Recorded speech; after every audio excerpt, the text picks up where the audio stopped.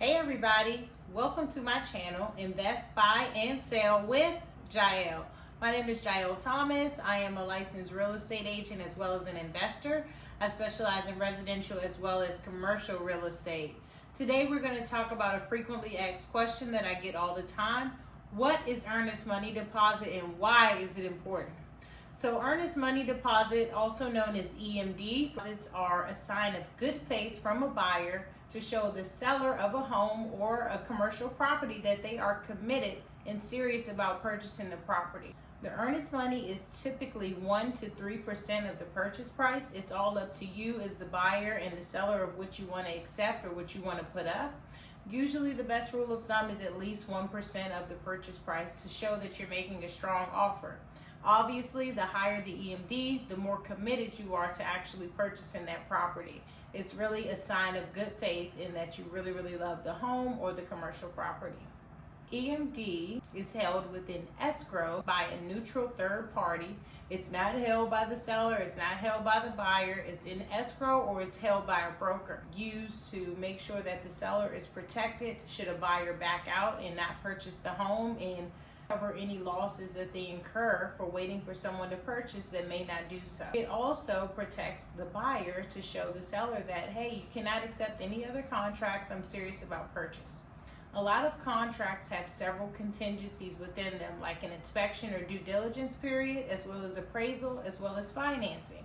And everything in the contract will be spelled out about what you can and cannot do with the EMD shall any problems arise before closing. This is not only important to buyers and sellers, it's also important for people who wholesale real estate and are in between a transaction, because you still have to put up an EMD to show that you're serious about purchasing the property. Without a submission of good faith with the contract is really legally not valid without the EMD deposit. So you want to make sure that you put something down, even if it's $1 that actually counts, but the more EMD that you put down, it shows that your offer is stronger.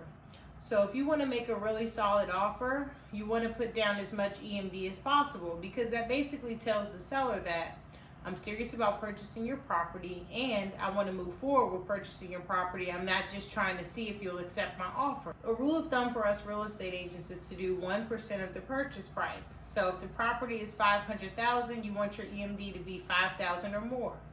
You can always do less than that if it's something that feels more comfortable to you. But either way, you want to make sure that you put down a good amount of EMD so that if you're in a competitive market, your offer is more likely to be accepted. If you are a wholesaler, you want to make sure that you make it very clear to your seller or whoever you're going to be in between the purchase of that you put the EMD down, and make sure that you put in the contract how that will be dispersed back to you. A lot of people also ask me a lot of times, what will happen if I don't follow through with the contract, if everything falls apart? How does the EMD get dispersed back between the buyer and the seller? Well, that's actually a great question, and that's something that you should ask your agent or whoever you're working with up front, because every state is different. Some states require unilateral EMD disbursement back. Some states require a mutual consent. In mutual consent states, it's actually, if there's a clause in the contract that says after a certain date you can't get it back, you actually have to negotiate with the seller's agent and the buyer's agent to come to an agreement to how that EMD will be dispersed back.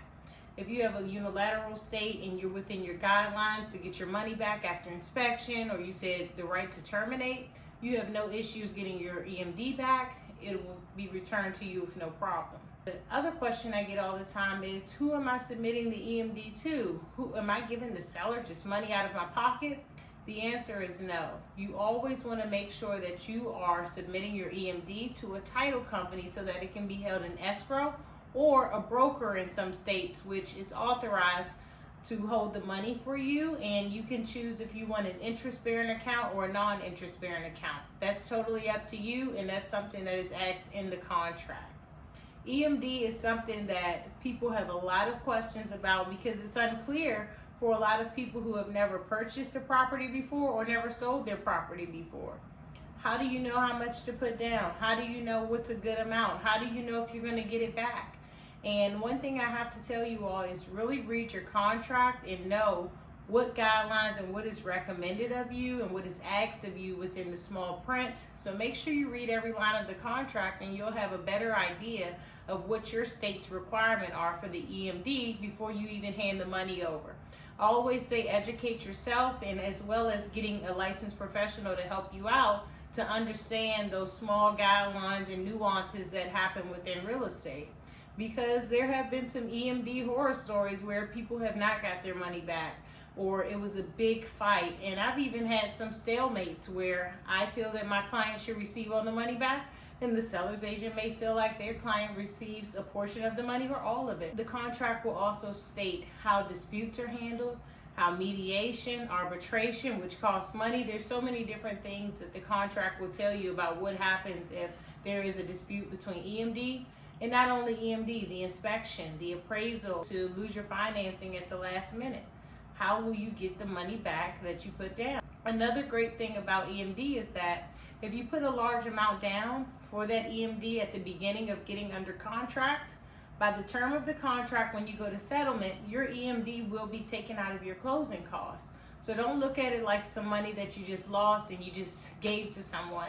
It's actually still your money. It's just holding on to the contract and the property, saying, I'm serious, I'm gonna purchase. And then at closing, the title company will take that out of your closing costs. So if your closing cost is $20,000 and you put down $5,000, you're now gonna be left with bringing $15,000 to the table to get your property. So your EMD is still there, it's just being held for you in a safe place. I hope this video helps you better understand what earnest money deposit is. It's a really important and vital part of buying a property, purchasing a property, selling a property. And if you have any other questions about EMD, or you know someone that had questions about EMD, please like, comment, and share this video with them. And please let me know if it was clear to you what EMD is, how you can leverage it, and what you need to do next for your contract when you're ready to go ahead and purchase a property or sell your home. Thanks for watching. See you next time.